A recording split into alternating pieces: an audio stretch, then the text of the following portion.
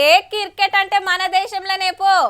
ఆస్ట్రేలియాను చిత్తులో ఓడగొట్టిండ్రు. మళ్ళా ఇవాళ 4వ మ్యాచ్ నడిస్తే మనోళ్ళు ఫస్ట్ బ్యాటింగ్ చేసి 167 రన్స్ కొట్టిండ్రు 20 ఓవర్లల్లా.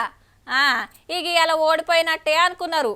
కానీ మన బౌలర్లు రపా వికెట్లు పడగొట్టుతోటి 119కే అందరు out అయినరు Australia ఆటగాన్లు.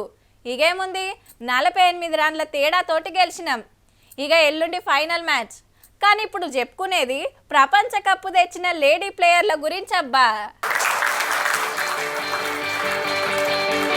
How క్రికెట్లా Duniya cup కొట్టుకొచ్చిన అక్కలే. ప్రధానమంత్రి మోడీ సారు అందరిని ఇంటికి పిలుచుకొని లడ్డులు తినబెట్టి ఛాయ దావత్ ఇచ్చిండుల్లా. కాలుకు దెబ్బ దాకి ఆకరాటకు దూరమైన ప్రతీక రావల్కు గిట్లిచ్చిండు.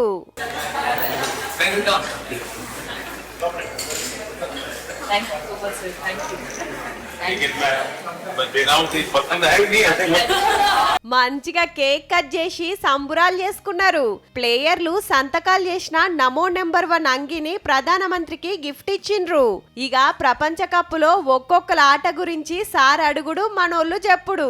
ఒక సంబురం కాదబ్బా. इतने सर मैंने काफी ब्लाइंडर भी पकड़े पर इतना फेमस कोई कैच नहीं हुआ और पहली बार ऐसे फंबल करने पे अच्छा लग रहा था. పక్క పొంట టీవీలా ఫైనల్ ఆట వీడియో చూసుకుంటా లాస్ట్ కు బాల్ తీసుకొని జేబులు ఎందుకు పెట్టుకున్నావని కెప్టెన్ హర్మన్ ప్రీత్ని అడిగిండు. షెఫాలి వర్మ ఆట మెచ్చుకున్నాడు. దీప్తి శర్మ టాటూ గురించి ఇన్స్టా ఐడి గురించి సుత మాట్లాడిండుల్లా. आप ये टैटू लगा के घूमती रहती हैं तो हनुमान जी तुम्हें क्या मदद करते हैं और आप तो अपने इंस्टाग्राम अकाउंट पर भी जय श्री राम लिखती हो.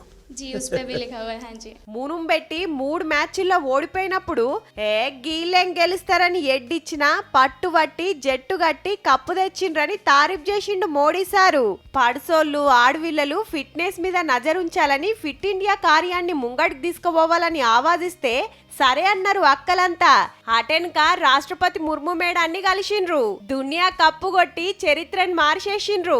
పడుసోళ్ళందరూ మిమ్మల్ని చూసి నేర్చుకోవాల్సింది షాన్ ఉందని తారీఫ్ చేసింది. ఈ మేడానికి సుతా ఓ అంగిచ్చిండ్రు అందరూ సంతకాలు చేసి. ఇదే రువ్వడితోటి ఇంకిన్ని కప్పులు కొట్టుకరావాలని కోరుకుంటా అక్కలందరికీ ఆల్ ది బెస్ట్.